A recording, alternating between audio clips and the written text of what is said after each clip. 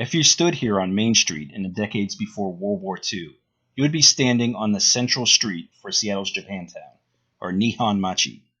In 1896, the ship Miike Maru docked in Seattle with a connection of wealth that would change the city. No, this ship was not full of Klondike gold, but it was full of trade goods, making the trip between Seattle and Japan, as Seattle became the only U.S. port for the Japan Steamship Company. Thanks to these trade ships and the word of mouth for Nikkei, Japanese immigrants already living in the Puget Sound region, the Japanese American population of Seattle boomed over the next 4 decades.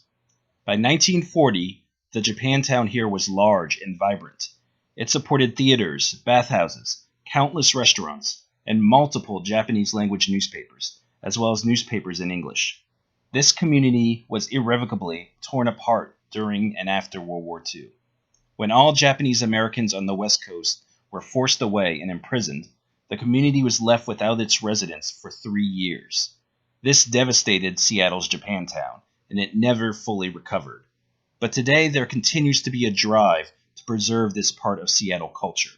The Japanese American Remembrance Trail encourages all to experience the Japantown of today and remember the Nihonmachi of yesterday.